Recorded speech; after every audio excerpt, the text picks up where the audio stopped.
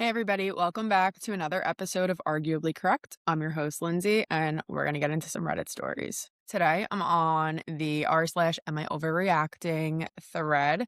This was posted 5 hours ago. So, am I overreacting after my girlfriend brought her ex over to our house without warning? Immediately no. Immediately no. For context, I had issues in my previous relationship where her ex was kept as a friend, and to be brief, I got hurt. So exes are already a sore spot for me. My 26 male partner's 27 female ex recently moved to our city and hit her up, letting her know and asking to hang out with us, plus her best friend and her boyfriend. As far as I know, they don't really talk other than occasionally messaging to ask something specific, so they haven't really stayed close. So it was a group thing where I'd be meeting him for the first time. I was down for that plan, but then today my girlfriend tells me the plans are happening today and she's going, but it's just the three of them. So the plan changed to uninvite the boyfriends without me knowing until the last minute. I pointed that out, and my girlfriend offered for me to still join, and I explained that this was so that they could all reminisce on old times without alienating us. I was hungover, not feeling up to it, so I just said, meh, it's all good. The plan was just supposed to be one or two drinks to catch up, and she said she'd be home by dinner anyway. Dinner time rolls around, plans changed again, and they're getting dinner, staying out, etc. Bit annoying. I'm autistic, not a huge fan of not sticking to plans, but whatever, not gonna make a fuss. I feel like it's worth mentioning here that my mental health has been in the gutter as of late. Currently dealing with combined work, family, and health issues that have just made it really hard to keep myself afloat mentally. I'm not doing very well at the moment, and she knows this. Okay. So I was quite upset to see after I get out of the shower that she wants me to set up our karaoke kit. They're all coming to our place and will be arriving in 5 minutes. The house is a mess. I'm not mentally prepared to meet her ex or socialize or do karaoke as the only sober person, but now I've signed up for it without a way out. As I'm doing a quick vacuum before they arrive, I see the front light go on, so I open the door and it's just her friend there. My girlfriend and her ex aren't there, so I ask, where's girlfriend? She's still in the car. Something just shifted in me at hearing that. The two of them then emerge probably like a minute later together. I say hello and all that. I try to give my girlfriend a kiss, and it's just off. My gut is pretty much doing flips at this point, and I have no idea how to act. They sit down, girlfriend is pretty drunk, and they immediately whip out a bag of K, which is actually mine that I lent to my girlfriend, and start doing bumps while I'm in the kitchen without even including me. I want to crawl out of my skin at this point, and then I sit down on the couch and can't get like 10 seconds into a song without feeling like I'm about to crack and panic, so I go upstairs to try to collect myself. I come back down and try and play it cool, but I can't. My girlfriend is trying to touch my back and my leg, and I just can't reciprocate because of how upset I'm feeling. I eventually say, look, I'm sorry, I'm just too sober for this, and head back upstairs. I'm on the verge of crying. We have a doorbell camera, so I looked back at that moment when I answered the door to see if I'm just being crazy. No, her friend is already at the door and waiting while the two of them are still in the back of the Uber. I can't specifically see what's happening back there, but there's some kind of movement, I don't know. They then 100% walk up together with enough time apart from her friend that the app splits into a separate person detected clip, if that's any indication. It is. Eventually, my girlfriend comes upstairs and I spill my guts on how uncomfortable I am with being thrown into this setting with no warning. I also mention what I saw on the doorbell cam and ask what was going on there because it came off to me quite bad. Her immediate response was a lot of, I don't know and I don't remember, so I said, okay, I can show you the video just so you know what I'm talking about. So I did and pretty much got more of the same. She asked, what do you think was happening? So I told her that honestly my mind was just going to them kissing and it felt like crap. I didn't effing cheat on you, she said. What was more or less just me asking for some kind of answer for why they'd hang back like that and just for some general reassurance, but what I got was a loop of I don't know what to tell you and I don't remember, which didn't really fill me with confidence. She just got extremely upset, which I can understand in either reality. She was also still pretty drunk, I think, so I tried to just take her responses with a grain of salt, I guess. I really genuinely just didn't know what to think. I still don't. It was then difficult to see her so distraught and thinking that if she truly hadn't done anything, how horrible and hopeless she might be feeling. She said she feels like I'm putting her on the stand and that there's nothing she can say or do. Her reason for bringing him over was because she really wanted us to meet. I explained that her responses of I don't remember just don't sit well, and the night as a whole was pretty awful for me for the reasons I've explained here. As I think most would, I just I want to just believe her, but I don't really know if the information that's presented to me is proper justification for feeling so insecure and wondering if she's breached our trust. Am I overreacting? No. Should be getting drunk with your ex, number one. It's also odd to me that they don't keep in touch, but he moves to this city and that, like, maybe they dated for a long time. That's a little odd. I wish we had more context on that. But no, this would absolutely not fly. Don't know. And like, I understand exes can be friends. I fully understand that. But for reasons like this, they probably shouldn't. It's going to make somebody feel uncomfortable at some point, like, especially if you're drinking and like doing other things with them. This is just a recipe for disaster, in my opinion. And then like, it kind of also feels like including the best friend in it too is kind of just the way to, it's not just us hanging out, like she's here too and blah blah blah. Like, it's a little suspect. You're definitely not overreacting here. Someone says, one of the comments, why did she uninvite you? Excuse sounds like BS. Why did they stay in the Uber together? Why did she just decide to bust in with the ex when she knew it was a touchy subject? Because she's inconsiderate. That's who she is. Decide if you're okay with that or not. It won't change. Now, I want to just make a really a really important comment about the use of the word inconsiderate in situations like this. I think that it's extremely unfair. I don't think that this is being inconsiderate. I think that this is being careless and reckless with your relationship. I don't think it's inconsiderate. Inconsiderate, to me, there's like a level of like ignorance and like you didn't know any better kind of thing. When it's inconsiderate, it's like I was so unaware of, I didn't realize kind of deal, where I think this is, you knew what you were doing, like you knew this was crazy. There's no world, especially that he's vocal, like he's communicating this to her in real time, and also he's having mental health issues across the board. Now you're adding to it with the relationship factor. Like, she seems she should be single. That's the nicest way I can say this. So, and they all are young, like they're mid-20s. Maybe just break up. It sounds like she might be going to live a different type of lifestyle a little bit. If he's maybe more, I don't know. But it sounds like this isn't good for him. And it sounds like she doesn't really care and she's probably not going to. So that's what I have to say about that. So let's see what else we got on the reading list today. Let's see. Okay, so the next story it comes from the r/mildly infuriating subreddit. Okay.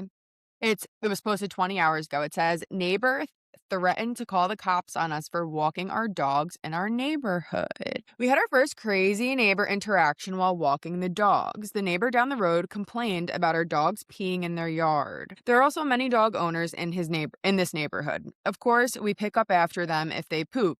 She said there are common areas in the neighborhood. I assume she means the grass area by the main road, which is about a quarter mile, and our dogs are trespassing when they pee on people's yards. And then she said she was going to call the cops on us. Edit. We are not in the middle of her lawn, and the dogs are leashed. The neighbor actively feeds feral cats in our neighborhood, leaves a bowl of cat food in front of her yard, and is okay with cat pee and poop. Do we force our dogs to wait until we get to the main road to go pee? We have a backyard and let them out throughout the day, but I guess we can't let our dogs go relieve themselves on a walk now. I suggested she post a sign up then, so it doesn't happen, as there are other dogs in this neighborhood. She suggests she spends a lot of money on her yard. Hey, I get lawn maintenance is expensive, but doesn't want to put a sign. Okay, so actually, I think I have a very unpopular opinion about this, and it's because I'm going through this. My no peeing and pooping signs for my front lawn came in yesterday. Nothing against dogs. I love dogs. One thing that does confuse me about this lady, though, is that she's feeding feral cats and is okay with cat pee and poop, because I would actually have a much bigger problem with feral cats and like having a colony and all like that. Your whole house can start to reek because of that. It's actually a really big problem, and a lot of people don't realize like that they contribute to that problem, and there's real ways to go about it with people who work with rescues and do trap and they trap and fix them, and then they release them back, and then there's people in specific neighborhoods that are responsible for these colonies of cats and such. Okay, now for the dog topic, I happen to live on a very busy street. We have a lot of dogs in our neighborhood. I understand that they're going to walk by. You're not going to drag your dog when they're trying to relieve themselves. While I understand that, we actually have had people, hence why we've had to get the sign, walk midway up our lawn to the point where they're almost at our house. So for that reason, I'm a bit of a Karen about it, and I got signs. Also, lawn maintenance is very expensive. I don't think people understand how much grass, seed, fertilizer, landscaping companies, it's very expensive. Our lawn, we've lived here for going on 2 years, and our lawn needs a lot of work still. Not for lack of trying, but there are spots where dogs go and you can't grow grass there. The grass won't turn green. So it's very frustrating as a homeowner and probably as a pet owner. I don't have a dog, I have a rabbit, so I don't deal with this problem personally. And I feel for the pet owners, but there needs to be a mutual respect that neighbors come to, and we don't deal with situations like this. So, this specifically, I mean, you're saying that your dogs are peeing in their yard and she's not happy about it, so you need to stop. There's not really two ways about it. If you don't stop, it's going to escalate.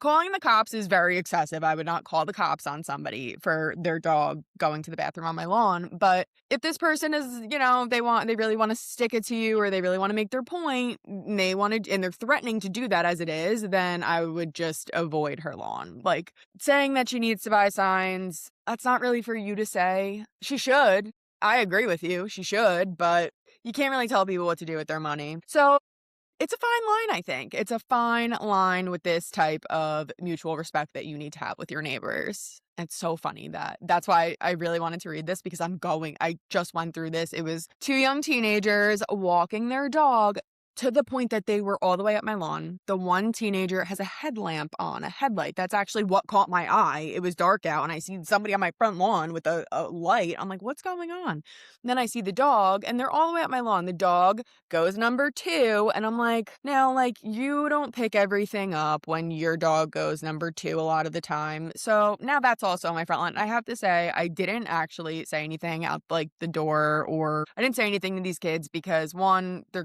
teenagers, and 2, they did pick it up. So good on them for doing the right thing, but also it's very frustrating, and you should not be going onto people's property and doing things like this with your animals. You need to be a responsible pet owner and do the right thing. That's what I have to say about that. All right. So let's move on. Oh man, I like this one. Am I the asshole for asking a woman at work to stop being so weird about taking a caramel? I like to have snacks in my office, and I enjoy having something for people to take when they come in for a visit. What a doll. I have a container of chocolate caramel thins open for anyone to take. The problem is that when many of the other women in my office take one, they do this whole song and dance like, oh, I shouldn't. Oh, it's so bad. Oh, but I just love chocolate. Oh, it's so naughty. Here are the 2 boys walking by my house right now with their dog that did that. That was crazy. Okay, anyway. So sorry. Stuff like this just annoys the crap out of me. Take a candy or don't, but don't force me to participate in whatever weird self-deprecating thing you're doing, especially calling it naughty like you're scolding a child. I always just smile blankly, and they will look at me like I'm supposed to give them permission. I finally had it yesterday when one of the women stood in my doorway and pointed and was like, I love those caramels. They're so good, but I shouldn't. You're so bad for having these. I said, can you stop doing that? It's making me uncomfortable. Good for you. She pretended to not know what I was talking about. I said, are you okay? You come in here and you act like you need my permission to eat a piece of candy. You keep calling it naughty like you're a little kid. It's super weird behavior and makes me uncomfortable, so please stop. She gave me a weird look and said that she was just being silly and never mind. She left. I found out later on that she said I ripped her head off and warned one of the other women, who's always doing that, ooh, I'm so bad crap, to avoid getting candy for me unless she wants to be scolded. I'm not really going to stop having candy out, but there are some people who can do it without the whole song and dance. But am I really the asshole for just asking her to stop doing that, ooh, I'm so bad, ooh, crap? No, you're not the asshole, but you did the thing that most people just keep in their head, When we start to get annoyed by people's mannerisms like this, we usually just like tune it out. And you said something, so a lot of people might consider that a little asshole-ish, but truthfully, I'm a firm believer in, like, when you've had enough, you gotta say something. You gotta nip it in the bud. You gotta be like, listen, we're not doing this. So if you're the asshole, then I'm the asshole, girl. That's all I'm gonna say. Because I hate that. Like, I don't know. I'm a snacker. I get it. My office, we snack. We do that. And, like, if every time I gave if we had a snack and we're sharing amongst ourselves and someone had to like make it a whole attention grabbing thing. No, we're not doing this. Now I'm not doing this. So, no, you're not the asshole. But you can probably say things a different way or just say, like, you know what? No, you shouldn't have to. No, I'm just going to take that back, actually. Let's see. Someone says, not the asshole. Might I suggest adding, this candy is freely offered and morally neutral. Eating it does not make you a good or bad person. I like that. That's very passive and like, haha, funny. I don't know. That I kind of think is funny, but at the same time, you gotta say something in these situations. Like, stop, and also stop interrupting me. Take the candy and go. Stop. We don't need this whole song and dance thing in my office. I'm busy. And also, I hate the whole naughty thing as if because you're like a woman, you gotta watch your figure. Piss off. That's what I have to say. Piss off. You are not the asshole. That's my verdict. Okay, so next, this is from r/2hot takes, and it says, advice needed. Am I the asshole for refusing my neighbor's soup? Let's see. We have a screenshot. Hi, blank. Just a couple of things. This is OP texting her neighbor. 1, I don't think I'll be able to bring Stella out to play later. I'm pretty darn tired, and I imagine it will just continue. Sorry about that. 2, also, I should have mentioned this earlier. I'm pretty weird about food. Thank you so much for offering me some matzo ball soup. I just don't want it to go to waste, so don't worry about bringing me any. Thanks. Hope you and her dog's name have a great day. The neighbor responds, okay, I understand that you were weird about food and I can respect that. I don't, however, understand why you don't want any soup if you like it. Since you woke up so early, I would imagine that you were tired, so no worries about a playtime later. If you get a second win later, then that's great, and if not, then I understand. I just want you to tell me what your weird about food is. OP says, I just struggle eating, that's all. Neighbor says, so if I give you a bowl of the soup, what would the problem be? I don't get it. This is interesting. As of right now, I'm not really sure. Sometimes people are genuinely, not that you have a right to really question people, but sometimes people just want to have a better understanding and be more sympathetic as a friend or neighbor. So, like, I'm still going to give some benefit of the doubt in this situation so far, okay? And I did not read ahead. Neighbor says, I'm not going to give you a half gallon with a tongue sticking out emoji. OP says, I understand I'm not trying to offend. Neighbor says, I'm not offended. I just don't understand. Part of being a friend to someone is understanding them. I want a friendship with you, so I want to understand you better. That's all. I'm 70 years old and I have been around a while, so I know all sorts of people. 70 years old hits the nail on the head for me. This is exactly what I kind of, for whatever reason, thought it was. OP's response, though. Thanks. Sorry, I just don't feel comfortable divulging more at this time. I'm gonna bet that is a younger person. For context, this is my neighbor. Our dogs really like to play with each other at the park, which is why I know her. She asked me, 29 female, this morning if I liked matzo ball soup, and I do, so I said yes. She then declared she was bringing me some and didn't really leave an opportunity for me to say no. She's the type who really, really enjoys talking and doesn't really like to leave room for a response. But anyway, I didn't want to tell her that I'm currently struggling with anxiety and can only really eat a little bit of comfort food once a day. I don't eat outside of this, but I don't feel comfortable telling her that. Am I overreacting and refusing the soup? Editing to add because apparently this is relevant. This person tries to look in my windows a lot. First floor, notes how often she sees me walking my dog. She would comment, I don't walk my dog enough on a day. If she doesn't physically see me doing it, sometimes I leave at a different door that she can't see from her windows. And also has some race-based opinions I don't agree with. Okay, looking in people's windows is crazy. You definitely can't do that. That's weird. She should have led with a little bit more of a description of, like, the relationship between her and this lady, because at first I'm like, oh, it kind of just sounds like maybe like a lonely, nice old lady who wants to better understand a young person and maybe help her out, if she's not feeling so great. Oh, what's the matter? Can I make you some soup? That's sweet. That being said, not everybody is open to that kind of relationship and friendship with a total stranger, and I get that.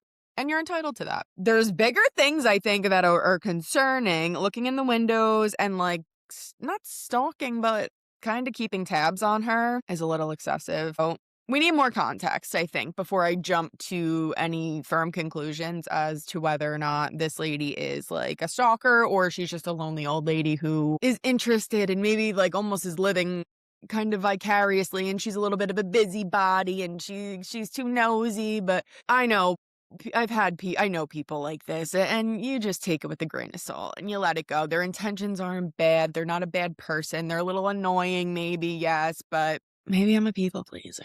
I don't know. I don't know. So I don't know. I don't think you're overreacting for refusing the soup, but you could also just take it and throw it out. I don't. That's the. I don't like wasting food though either. Let's see. Let's see what other people's suggestions are, because I really am not. I'm not really sure where I'm at with this. I feel like I need more context because I'm at a crossroads. I need more context to pick which way I'm going. Someone says little white lies are fine in this case, in my opinion. Someone responded to them and said hard disagree. It just gives them something else to latch onto, to discuss, to complain about, to offer advice about. Brave rocking these people is usually better for getting them to go away. So yeah, I guess if you give them more, if she gets into it, like, oh, I have anxiety, that can open up a whole lot. And you don't have to talk about your mental health issues or whatever with people. But if she did, it might not go the way that she wanted it to. So I don't think you're overreacting and refusing the soup, but it might just be easier to take it and go along with it, honestly, and keep the lady at, like, arm's length. Maybe if you just take the soup once in a while, take what out once in a while, she'll back off. All right, let's see what else we have. Okay. My brother says I'm stealing his kid's future by keeping my inheritance. Am I the asshole? I, 32 female, lost both of my parents within the last year. My dad had terminal cancer, and after he passed, my mom's health declined quickly. The last 3 years of their lives were incredibly hard. I moved back into their home and took a lower paying remote job so I could be there full time. I handled everything: hospital runs, medications, bathing, cleaning, sitting up through the night when they were scared or in pain. It was physically and emotionally draining, but I loved them and wanted them to feel supported. My brother, 35 male, lives about 45 minutes away.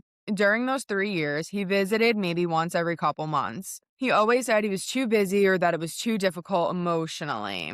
When my dad entered hospice, he still went on a ski trip because he said he needed a break. I didn't get breaks. Before my mom passed, she made her wishes very clear. The house fully paid off, and most of their savings were left to me because of the years I dedicated to their care. My brother was left a smaller amount. The will is legally finalized and everything is already in my name. Now he's calling nonstop, saying I should sell the house and split everything 50-50 because he's in credit card debt. Yesterday, he told me I'm selfish and that since I don't have kids, I'm stealing his children's future. That comment really hurt. Now, some extended family members are pressuring me too. They're saying I should be the bigger person and that family is more important than money. I feel guilty, but I also feel resentful. I sacrificed years of my life to care for our parents. Am I the asshole, honoring their wishes and keeping what they chose to leave me? It sounds like he probably shouldn't have got himself into credit card debt. That's my first thought.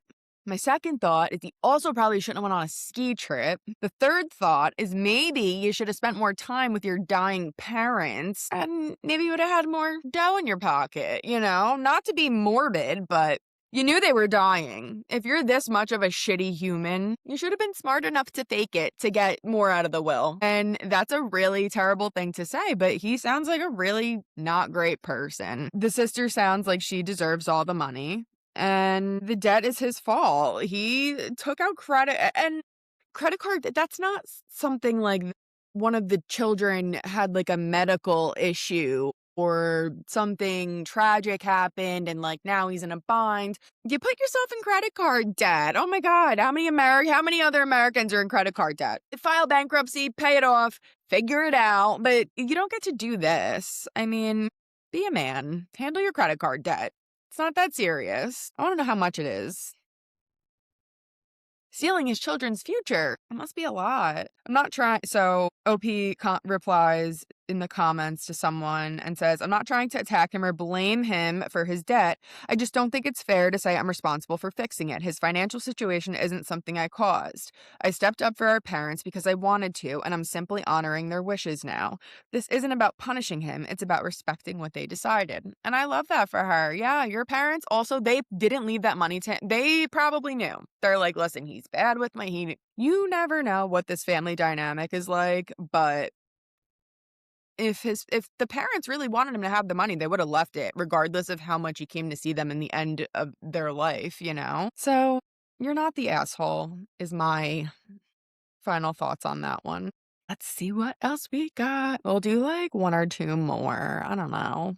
I'm on a roll. Coworker Karen. Hey, so I have no clue how to go about this. I saw a video the other day of one of my coworkers yelling at and harassing a disabled person who is with their caretaker.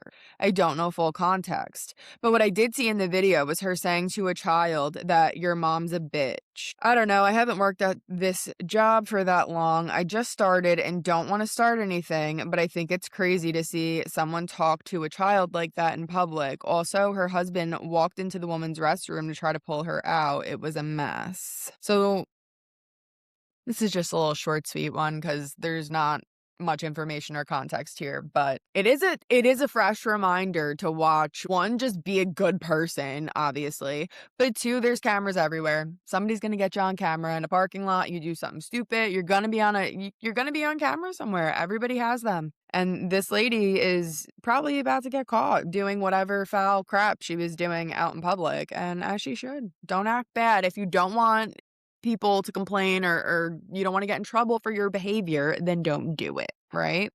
So some of the suggestions in the comments are create an email you never use for anything else, send the video anonymously to the HR, CEO, president, state you think this is their employee, get popcorn, and enjoy the ensuing shit show. Yeah, people do this. Like, this is why you need to be careful on the internet. Well, in general, because it will end up on the internet and then people find it and come to Reddit and ask for advice. And then these are what people who give advice say, and they're going to listen. I wonder if we have an update. This happened. This was one day ago. I don't see. Okay. One of the comments. Hello, I'm a manager and have training in employment laws, but I'm not a lawyer. Is your coworker a shitty person? Absolutely.